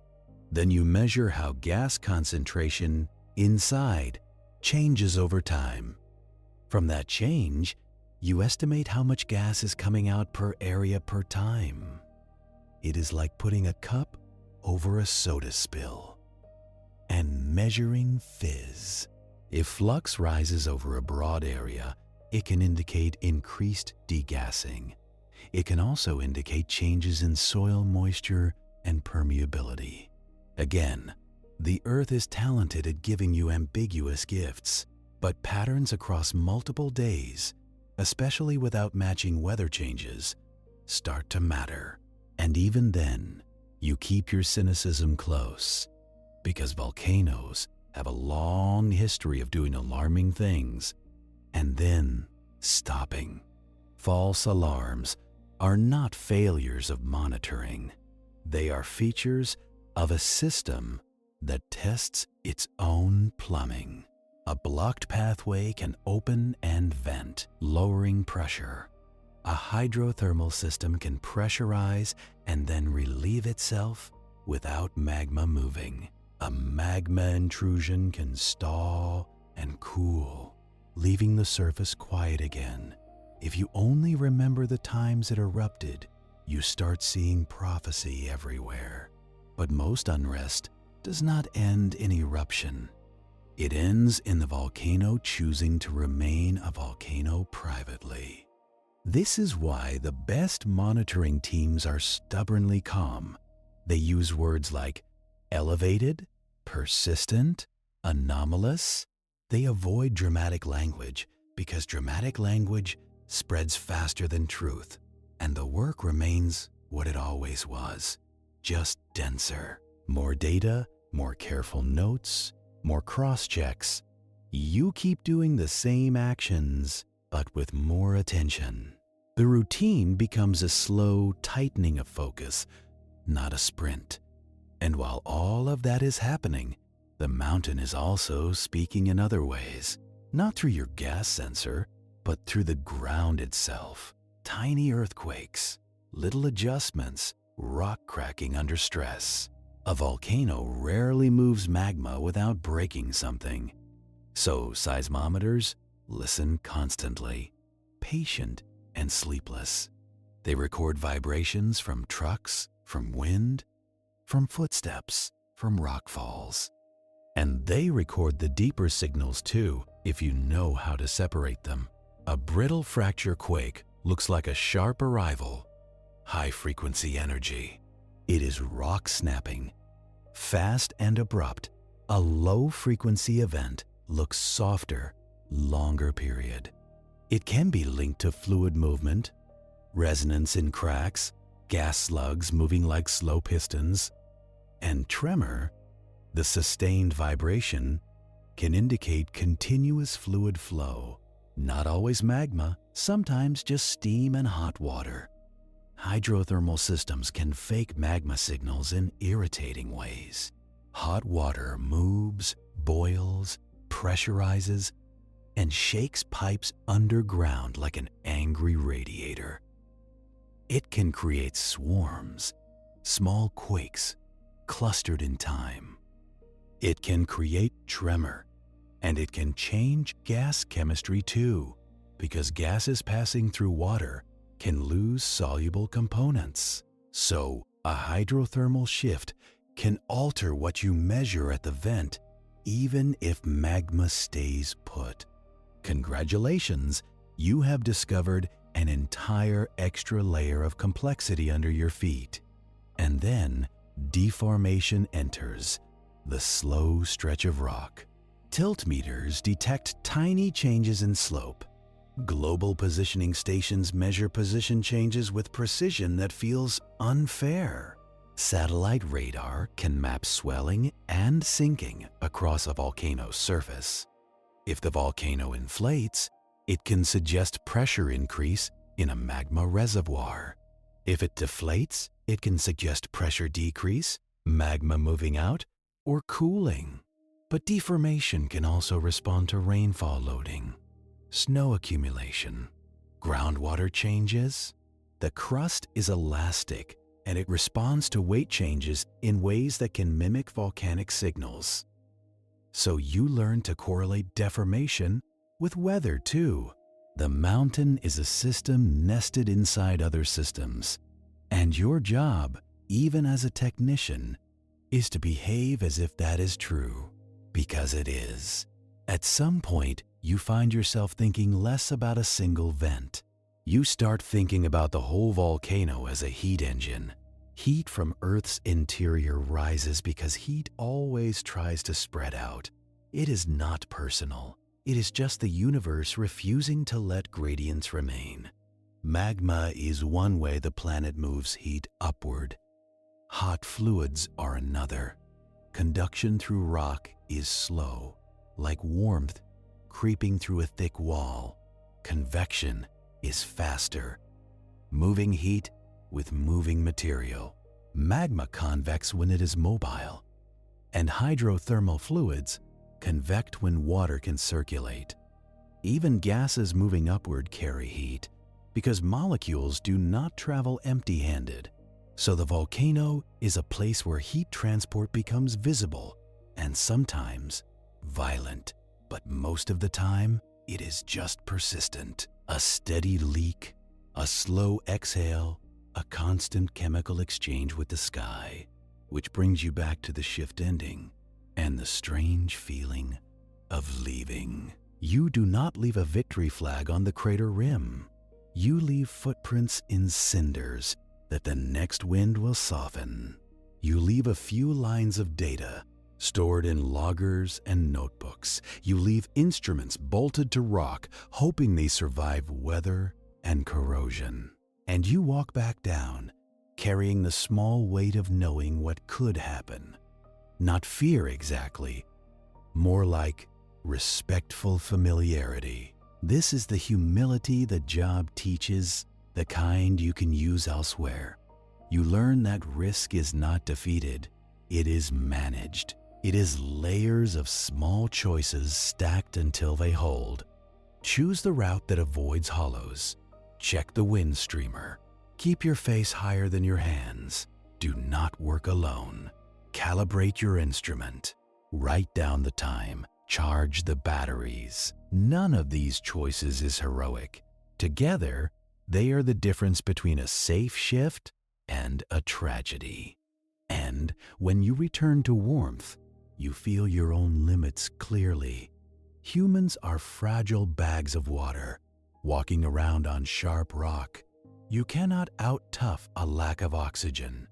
You cannot argue with acid aerosols. You cannot negotiate with a sudden rockfall. So you let procedure do the heavy lifting. You let boring work keep you alive. The mountain will keep breathing whether you respect it or not. But your odds improve if you treat it like a coworker you do not trust. Not evil, just indifferent, with poor communication skills. In the office, as you scrub dust off gear, you think again about the strange intimacy.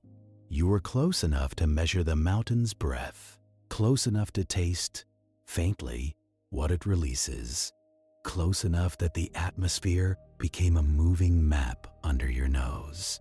Most people never experience air as something with texture and danger. They experience it as nothing, as absence.